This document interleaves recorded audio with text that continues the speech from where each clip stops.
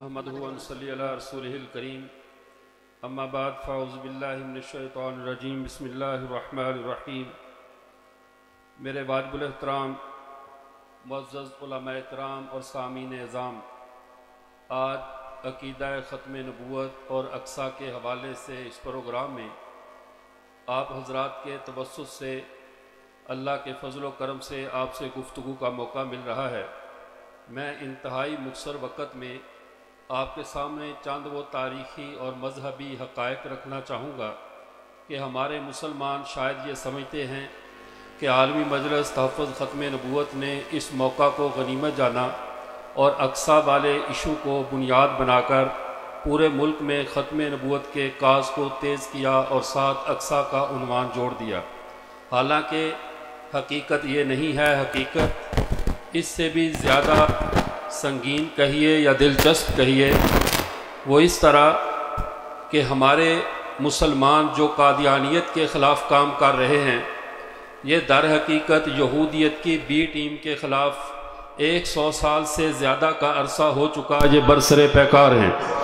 اور اس وقت جو فلسطین کے اندر حالات بنے، اسرائیل کی ریاست یہ 1948 میں بن رہی ہے، اور مسلمان ان یہودیوں کے چیرہ دستیوں کے خلاف اور ان کے جو شیطانیاں پوری دنیا میں عام تھیں ان کے خلاف بحمد اللہ تعالیٰ تب سے نابرد آزما ہیں جب سے تھیوڈور ہرزل نے باقاعدہ اپنی ریاست کا اعلان بھی نہیں کیا تھا۔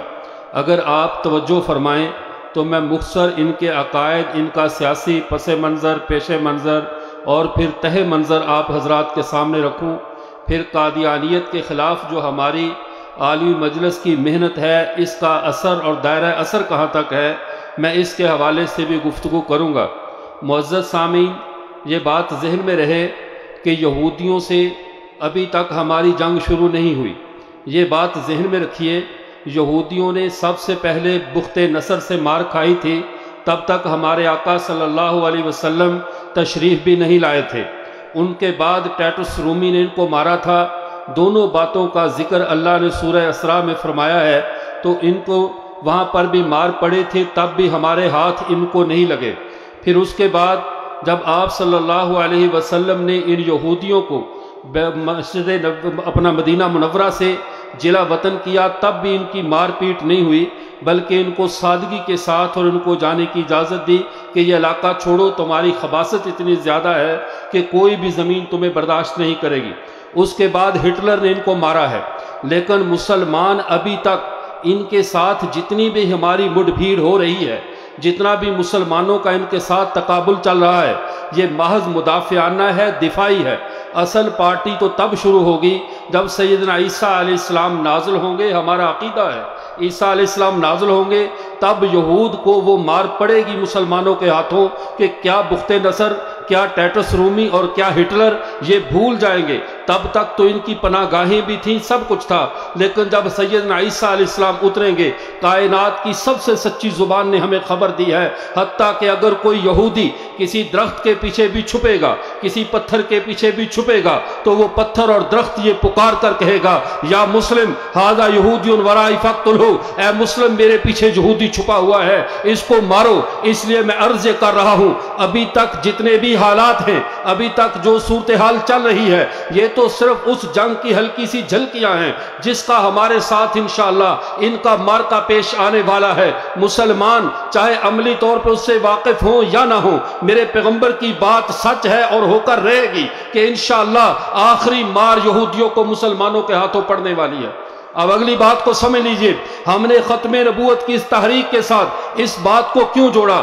اصل مسئلہ یہ ہے کہ یہودیوں نے آج تک محمد عربی صلی اللہ علیہ وسلم کو تسلیم نہیں کیا۔ یہودیوں کے نزدیک بھی ابھی ایک مسیح آنے والا ہے، ان کے نزدیک عیسیٰ علیہ السلام بھی معاذ اللہ جھوٹے ہیں، ان کے نزدیک محمد عربی بھی جھوٹے ہیں، ان کے نزدیک جو مسیح دجال آنے والا ہے وہ اللہ کا سچا نبی ہے ان کے بقول۔ یہ عقیدہ ان کا ہے، اور یہی عقیدہ قادیانیوں کا ہے کہ محمد عربی اللہ کے آخری نبی نہیں ہے۔ صرف اسی بات پہ نہیں، یہودی اور قادیانی عقیدے کے میدان میں بھی ایسے ہیں جیسے پاؤں کے دو جوتے برابر ہوتے ہیں۔ یہودیوں کا عقیدہ یہ ہے کہ اللہ کی ذات ڈرتی ہے بندوں کے اتحاد سے، اللہ کی ذات ڈر خوف کھاتی ہے کہ کہیں لوگ میرے خلاف متحد نہ ہو جائیں۔ اور یہودیوں کی کتاب تکوین، جس کو پیدائش کا نام لکھا جاتا ہے، اناجیل اربع کے قدیم جو عہد نامہ عتیق جس کو کہتے ہیں، اس کے اندر یہ موجود ہے کہ اللہ بندوں کے اتحاد سے ڈرا، اللہ نے ان کی زبانوں میں اختلاف ڈالا تاکہ یہ کہیں میرے خلاف متحد نہ ہو جائیں۔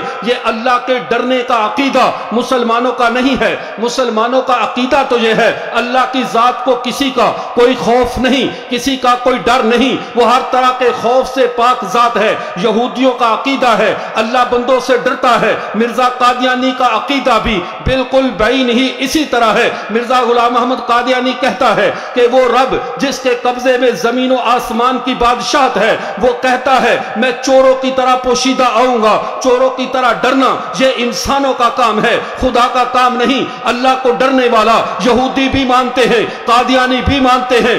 آگے چلیے، مسلمانوں کا عقیدہ ہے اللہ ہر چیز پہ قادر ہے، اللہ کسی جگہ عاجز نہیں ہے۔ یہودیوں کا عقیدہ ہے کہ اللہ عاجز آ جاتے ہیں۔ ان کی کتاب کے اندر جو کہ اناجیل عہد نامہ عتیق ہے، اس میں لکھا ہے کہ اللہ کی ذات ایک دفعہ آسمان سے اتری، حضرت یعقوب کے ساتھ معاذ اللہ ان کی کشتی ہوتی ہے۔ حضرت یعقوب نے معاذ اللہ کو گرا لیا، اللہ نے ان کی ران کے ایک نس کو چھوا اور یعقوب کا لنگڑانے لگے، اس وجہ سے اس کا نام اسرائیل پڑا۔ تو اللہ نے حضرت یعقوب نے کہا اے اللہ تو نے میرا نام اسرائیل کیوں رکھا ہے؟ کہا تو بندوں سے لڑا تو غالب آیا، تو خدا سے لڑا تو غالب آیا، میں تیرے سامنے مغلوب ہوا۔ اللہ کسی سے مغلوب ہوتا ہے، اللہ کسی کے ماتحت ہو جاتا ہے، اللہ کے اوپر کوئی غالب آتا ہے۔ یہ کفری عقیدہ یا یہودیوں کا ہے یا مرزا غلام محمد قادیانی کا ہے۔ مرزا غلام محمد قادیانی یہ کہتا ہے اللہ نے مجھ سے وعدہ کیا تھا اور اللہ کے کلمات ٹلنے والے نہیں ہیں، اللہ کی بات تبدیل ہونے والی نہیں ہے۔ اللہ نے مجھ سے کہا تھا یہ محمدی بیگم یہ تیرے نکاح میں آئے گی، چاہے باکرہ یا سیبہ یا طلاق یافتہ یا بیوہ ہو کر، میرا وعدہ ہے اللہ کا کلام نہیں ٹلتا۔ لیکن جب حقیقت ایسی ہے، مرزا اسی کی حسرت میں دنیا سے مر گیا، محمدی بیگم اسلام کی حالت میں فوت ہوتی ہے، اس کا اس سے نکاح نہیں ہوا۔ آج قادیانیوں سے پوچھو کہ بتلاؤ بھائی تمہارے ساتھ تو اللہ کا وعدہ تھا کہ محمدی بیگم سے نکاح ہوگا، پھر اللہ اپنا وعدہ پورا کرنے سے عاجز کیوں آ گیا؟ کہتے ہیں اللہ نے آسمان پہ تو نکاح کر دیا تھا، زمین پر مولویوں نے نہیں ہونے دیا، زمین پر مولویوں نے نہیں ہونے دیا۔ قادیانی یہاں بھی بے وقوفی کر رہے ہیں۔ ان کو پھر خدا مولویوں کو ماننا چاہیے جو ان کے نزدیک قادر مطلق ہیں، اللہ کے فیصلوں کو روک سکتے ہیں۔ مسلمانوں کا یہ عقیدہ نہیں ہے، اللہ جو فیصلہ کرے اللہ کا فیصلہ تبدیل ہو سکتا ہے، اللہ کے کلمات تبدیل نہیں ہوتے۔ یہودی کہتے ہیں اللہ عاجز ہوتا ہے یا قادیانی کہتے ہیں اللہ عاجز ہوتا ہے، باقی دنیا کا کوئی مذہب اللہ کو عاجز نہیں مانتا۔ اس لیے اب یہ کانفرنس جو رکھی گئی، ہم نے یہودیوں اور قادیانیوں کا معاملہ اکٹھا کیوں آپ کے سامنے پیش کیا؟ یہ وہ تحریک ہے جس پر ہمارے اکابر شروع سے چیخ رہے تھے۔ ہماری قوم بھی جز وقتی بات سنتی ہے، پوری تحریک کا مطالعہ نہیں کرتی۔ پوری تحریک کا مطالعہ کیا ہوتا، آپ کے علم میں ہوتا جو آج فلسطین میں ہو رہا ہے۔ فلسطین میں اسرائیل کا بانی امریکہ نہیں ہے، فلسطین کے اندر اسرائیل کا بانی برطانیہ نہیں ہے، بلکہ اس کا بانی خدائی الہامات پر جھوٹے الزام لگا کر وہ اپنے جعلی وحی کا اعلان کر کے دنیا کو اسرائیل کی خبر دینے والا سب سے پہلے مرزا غلام محمد قادیانی ہے۔ یہ بانی ہے اسرائیل کا۔ اب بات کو سمجھ لیں۔ تیسرا عقیدہ، مسلمانوں کے عقیدے میں نبیوں کے قتل تو کیا، نبیوں کے ساتھ بدتمیزی اور گستاخی کی بھی اجازت نہیں ہے، اور یہودیوں کے نزدیک نبیوں کا قتل کرنا جائز ہے۔ یہودیوں نے انبیاء کو قتل کیا، اللہ کا قرآن خود کہہ رہا ہے ان یہودیوں نے نبیوں کو قتل کیا ہے اور ناحق قتل کیا ہے۔ اور جب یہ نبیوں کے قاتل ہے، یہ قاتل جماعت ہے۔ یہاں پہ ضمناً میں ایک بات عرض کرتا چلوں، آج ہمارے بعض وہ لوگ جن کو نیا نیا تحقیق کے جرثومے تنگ کرتے ہیں، وہ کہتے ہیں ہماری عبادت گاہ تو مکہ مدینہ ہے، تو یہودیوں کی بھی تو کوئی وراثت ہونی چاہیے، یہودیوں کی بھی تو کوئی عبادت گاہ ہونی چاہیے۔ مسجد اقصی ان کی وراثت ہے۔ یہ حضرت سلیمان جو بنو اسرائیل سے تھے، حضرت داؤد جو بنو اسرائیل سے تھے، یہ ان کی تعمیر کردہ ہے، تو یہ ان کو دے دینی چاہیے۔ فقہی مسئلہ ذہن میں ہوگا، آپ سب علماء موجود ہیں کہ بتلائیے قاتل کبھی مقتول کا وارث بنا کرتا ہے؟ قاتل کبھی مقتول کے مال کا وارث نہیں ہوتا. جب قاتل مقتول کا وارث نہیں ہوتا تو یہودی نبیوں کے قاتل ہیں، تو نبیوں کی جتنی میراث ہے یہودی اس سے محروم ہیں. صرف امت مسلمہ کائنات کے اوپر وہ واحد قوم ہے جس کے ہاتھوں پہ کسی نبی کا خون نہیں ہے، جس کے ہاتھ نبیوں کے خون سے پاک ہیں. اس لیے نبیوں کی وارث صرف امت محمدیہ ہے. قادیانی یہودی کبھی بھی نبیوں کے وارث نہیں بن سکتے. اب بات کو سمجھ لیجئے. یہودی کہتے ہیں کہ حضرت نبیوں کا قتل جائز ہے. بعض تفسیری روایات میں حضرت زکریا کو، حضرت یحییٰ کو انہوں نے شہید کیا ہے. ادھر مرزا غلام محمد قادیانی بدبخت کا نظریہ سنیے. اس کی کتاب ملفوظات جلد 10 صفحہ 60 پہ مرزا قادیانی کہتا ہے میری نبوت کا، میرے دعوت کا مقصد صرف 2 ہے. ایک شیطان کو قتل کرنا، ایک اللہ کے نبی حضرت عیسیٰ کو قتل کرنا. میں دنیا میں عیسیٰ کے قتل کے لیے آیا ہوں. نبیوں کا قتل کرنا یا یہودیوں کا کام ہے یا ان کا کام ہے. اب بات سمجھیے، نبیوں کے قتل میں یہودی اور قادیانی یہ ایک پیج پر ہیں. یہ 3 عقیدے ہوئے. چوتھے عقیدے کی طرف دروشی پڑھ جی اس کو نیچے رکھ. اب چوتھے عقیدے کی طرف جائیے. نبیوں کی توہین کرنا ہمارے مذہب میں حرام ہے. نبی بد کردار نہیں ہوتے، نبیوں کے کردار پہ انگلی نہیں اٹھائی جا سکتی. یہودیوں کی کتابوں میں لکھا ہے حضرت نوح علیہ السلام نے معاذ اللہ بدکاری کی ہے. یہ عقیدہ یہود کا ہے، اس کی میں تفصیل میں نہیں جاتا. مرزا غلام احمد قادیانی کے بارے میں، قادیانی اس کو نبی بھی کہتے ہیں. نبوت کا ایسا مکروہ چہرہ پیش کرتے ہیں کہ دنیا نبوت سے نفرت کرنے لگ جائے. کہتے ہیں ان کی کتاب، ان کی جو الفضل اخبار میں لکھا، اللہ کے ولی زنا کرتے رہتے ہیں. مرزا قادیانی مسیح موعود اللہ کا نبی تھا. اس نے اگر کبھی کبھی بدکاری کر لی تو کیا حرج ہے؟ بتاؤ کیا نبوت کے ساتھ یہ تصور جڑتا ہے؟ نبوت کے ساتھ یہ بدکاری کو جوڑا جا سکتا ہے؟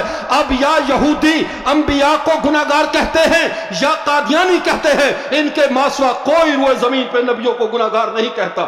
یہ چند. اب ایک 5واں عقیدہ آخری، اس کے بعد میں دوسرے موضوع کی طرف آتا ہوں. ان کا 5واں عقیدہ جو ان لوگوں کا ہے وہ کیا ہے کہ اسرائیل کی ریاست کا قائم کرنا. یہودی کہتے ہیں ہمارا حق ہے، ہمیں آسمان سے اللہ کی طرف سے یہ وعدہ ہے ہمیں ریاست ملے.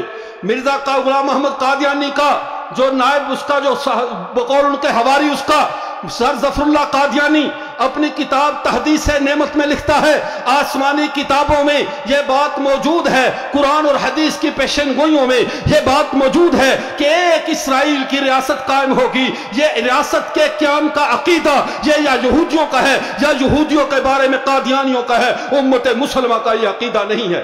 اب بات کو سمجھ لو. مرزا غلام محمد قادیانی نے پھر کیا کیا؟ مجھے اپنے وقت کی قلت کا احساس ہے. مجھے معلوم ہے کہ آپ کو 1 بجے پروگرام ختم کرنا ہے. میں بھی اپنے وقت کو سمیٹ رہا ہوں. بات کو سمجھ لیجئے. سیاسی طور پہ قادیانی صرف یہودیوں کے ساتھ شریک نہیں ہے. رب کعبہ کی قسم یہ ذلیل ہونے میں بھی ان کے ساتھ برابر کے شریک ہیں. اللہ نے جیسے یہودیوں کو جگہ جگہ پوری دنیا میں ذلیل کیا ہے، قادیانی بھی اسی طرح آج پوری دنیا میں ذلیل ہوتے پھر رہے.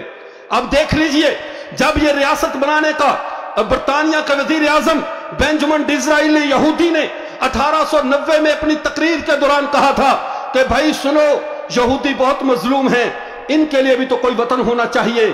کیونکہ اس وقت جاپان میں ان کو ملازمتیں نہیں دی جاتی تھی، جرمن میں یہودیوں کو ہوٹلوں میں کھانا نہیں دیا جاتا تھا. مسلمانوں نے تو ان پہ نیکیاں کی ہیں، ان کمبختوں کو ہماری نیکیاں یاد نہیں. لیکن ان کے ساتھ پوری دنیا کے جرمنوں نے، نازیوں نے، ہر ایک نے ان کو مارا ہے، ان کو پیٹا ہے یہودیوں کو. انہوں نے کہا چلیے ہمیں کوئی وطن چاہیے.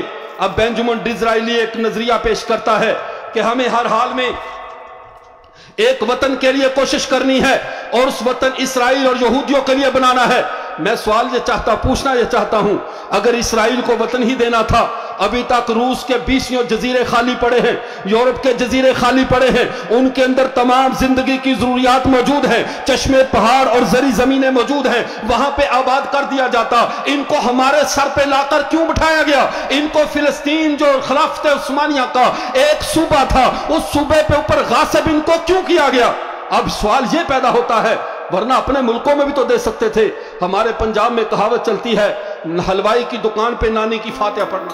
انہوں نے کہا ایسے کرتے ہیں کہ ہم جگہ دیتے ہیں مسلمانوں کی، خود یہ تنگ تھی پوری دنیا یہودیت سے، خود پوری دنیا یہودیت کی چال بازیوں سے، ان ڈکٹیٹروں سے، ان دہشت گردوں سے، ان جو سٹریٹ کے اندر گلیوں کے اندر جرائم کرنے والوں سے اتنے تنگ آ چکے تھے، ساری دنیا چاہتی تھی یہودیوں کو کہیں نکال دیں، ان سے زمین کو پاک کریں۔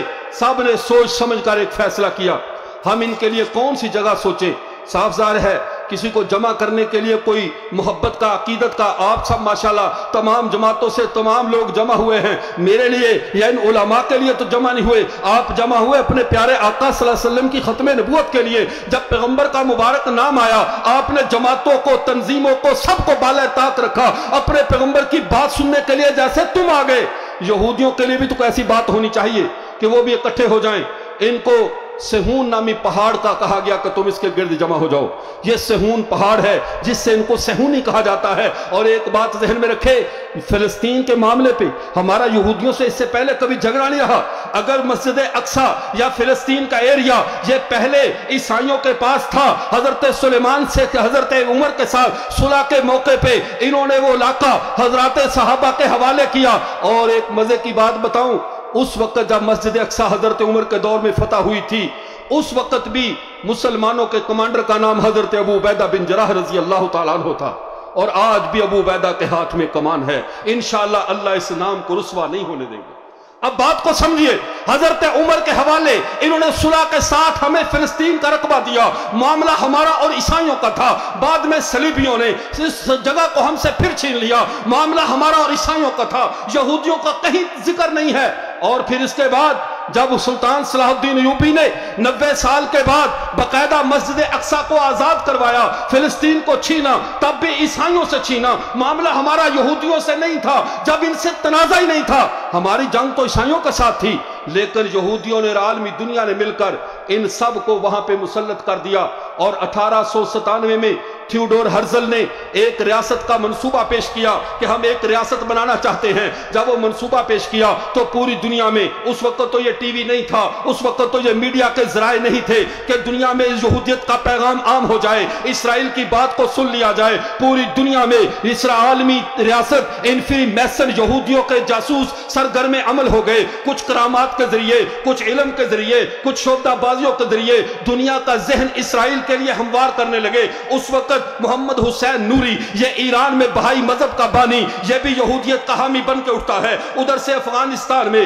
سید جمال الدین افغانی اٹھتا ہے، ادھر سے ترکی میں شیبت پتال زوی اٹھتا ہے، ادھر سے مصر کے اندر شیخ شلتوت عیسیٰ علیہ السلام کی وفات کے فتوے دینے لگ جاتا ہے، اور ساتھ کہتا ہے کہ فلسطینیوں اپنی زمین کو فروخت کرنا شروع کر دو، کوئی مسئلہ نہیں ہے۔ اور دھوکہ یہ دیا جاتا ہے عیسیٰ علیہ السلام آئیں گے، ساری زمین تمہیں واپس لے کر دے دیں گے۔ یہ کام چلتا رہا۔ اس وقت بر صغیر پاک و ہند میں جو فری میسن جاسوس تھا وہ مرزا غلام محمد قادیانی تھا، اس وقت محمد حسین آزاد تھا، اس وقت ڈپٹی نذیر احمد دہلوی تھا، اس وقت یہ جاسوس تھے۔ ان لوگوں نے ہندوستان کا ذہن ہموار کرنا چاہا اسرائیل کی ریاست کے لیے۔ جب انہوں نے ذہن کو ہموار کرنے کی کوشش کی، علماء بیدار ہوئے، انہوں نے اس کا تعاقب کیا کہ ہم یہ شیطانی نہیں چلنے دیں گے، یہ دھوکہ نہیں چلنے دیں گے۔ علماء بیدار ہوئے، یہ بھی کوشش کرتے رہے، حتیٰ کہ 1908 میں مرزا غلام محمد قادیانی مر گیا، واصل جہنم ہوا۔ اور پھر 1947 میں ہمارا وطن بنتا ہے۔ ایک ماہ پہلے اسرائیل کے قیام سے پاکستان نیٹو کا ممبر بنتا ہے، اقوام متحدہ کا ممبر بنتا ہے، پہلا وزیر خارجہ قادیانی ہے۔ اور فلسطین کے اندر اسرائیل کی ریاست کو 1948 میں قائم کر دیا جاتا ہے۔ اور یہ پاکستان کا وزیر خارجہ ظفر اللہ قادیانی ادھر سے تو پاکستان کی وکالت کر رہا ہے کہ قائد اعظم نے اس کو ناجائز ریاست کہا ہے، اور ادھر سے ان کے سفیروں سے مل رہا ہے، کبھی جا کر جو ہے وہ ملک شام میں ملاقاتیں کر رہا ہے، کبھی دمشق میں، کبھی کہیں کہ تمہاری ریاست تمہارا شرعی حق ہے۔ یاد رکھو مسجد اقصی کا تذکرہ جہاں جہاں قرآن و حدیث مبارکہ میں موجود ہے، مرزا قادیانی نے چناب نگر میں اپنی مسجد اقصی بنوائی ہوئی تھی۔ ان قادیانی، مرزا قادیانی نہیں، یہ بشیر الدین محمود نے، کہ یہ ہے وہ مسجد اقصی جس کے اوپر جو ہے وہ مسیح موعود کا وعدہ کیا گیا تھا۔ تو میں عرض کر رہا تھا، اب بات کو سمجھو، اب یہودیت کے لیے راہوں کو ہموار کیا مرزا غلام محمد قادیانی نے۔ اور راہ کو کیسے ہموار کیا؟ یہ جو آپ کا علاقہ ہے، یہ جو سارے پٹھانوں کے علاقے ہیں، ان کی سابقہ تاریخ بغاوت کی تھی، تمہاری تاریخ بغاوت کی ہے۔ انگریز کی اطاعت کو تم لوگوں نے تسلیم نہیں کیا، لیکن تمہارے علاقوں میں کہاں کہاں فوجی چھوڑیاں ہیں، کہاں کہاں پانی کے چشمے ہیں، کن کن دروں سے فوجیں گزر سکتی ہیں، اس کی پوری جاسوسی کیسے کی جائے، اس کے لیے مرزا قادری نے ایک فلم چلائی۔ کہنے لگے عیسیٰ علیہ السلام کو گلگت میں پھانسی دی گئی تھی، وہاں سے وہ بچ کر پٹن اور دوبیر سے ہوتے ہوئے پشاور آئے، پشاور سے ہوتے ہوئے یہ مان صحرا کا داتا چک، اور یہاں سے ہوتے ہوئے عیسیٰ علیہ السلام باقاعدہ لاہور چلے گئے، اور لاہور میں جا کر پھر سردی کی وجہ سے کشمیر نہیں جا سکے، اور پھر بعد میں کشمیر گئے، ان کی ماں رستے میں فوت ہو گئی، اس جگہ کا نام آج بھی مری ہے، یہ مریم کی جگہ ہے۔ اصل میں عیسیٰ کی تلاش، ان کے نقوش کی تلاش میں سادہ سے پٹھان اور مسلمان دھوکہ کھا گئے کہ یہ قادیانی عیسیٰ علیہ السلام کے بارے میں نوادرات جمع کر رہے ہیں، در حقیقت وہ جاسوسی کی بنیاد پہ اس پورے خطے کا نقشہ مرتب کر رہے تھے کہ کس طرح اس خطے کو قابو کیا جائے، لیکن فیصلے اللہ کے غالب آنے ہیں، کسی اور کا فیصلہ غالب آنے والا نہیں۔ جو پورے اس علاقے پہ، اس پورے افغانستان تک اپنی ریاست بنانے کے چکروں میں انگریز تھا، جس نے برطانوی جاسوسوں کو حضرت عیسیٰ کی وفات کی آڑ میں ان علاقوں میں بھیجا تھا قادیانیوں کو، اللہ نے ان کو ذلیل کیا، انگریز بھی رسوا ہو کے چلا گیا، اور یہ ریاست الحمدللہ بن گئی، ہمارا وطن عزیز بنا۔ اسی طرح انہوں نے اپنے جاسوس پوری عرب دنیا میں پھیلائے۔ آج ہم اقصیٰ کی بات کرتے ہیں، آج ہم کہتے ہیں ختم، جی میں سمجھ گیا، جزاکم اللہ۔ اب آج ہم اقصیٰ کی بات کرتے ہیں، ختم نبوت اور اقصیٰ، یاد رکھیے قادیانیت کے اوپر ضرب لگانا در حقیقت ان کے آباء و اجداد یہودیت پہ ضرب لگانا ہے۔ جو لوگ ختم نبوت کا کام کر رہے ہیں، در حقیقت وہ 100 سال سے مسجد اقصیٰ کے تحفظ کی جنگ لڑ رہے ہیں۔ ختم نبوت کے سارے نوجوانوں کو اس بات پہ مبارکباد ہے، جو لوگ بھی اس محاذ پہ کام کر رہے ہیں وہ ذہن میں رکھیں، ہم غزہ میں تو نہیں لڑ سکے، ہم اسرائیل فلسطین تو نہیں جا سکے، لیکن ہم ان کے لے پالکوں کے خلاف جو یہاں پہ مشن جاری رکھے ہوئے ہیں، انشاءاللہ اللہ کی رحمت سے قوی امید ہے اللہ ہم سب کو قیامت کے دن شہدائے غزہ کی صف میں شامل فرمائیں گے۔ وآخر دعوانا الحمدللہ رب العالمین۔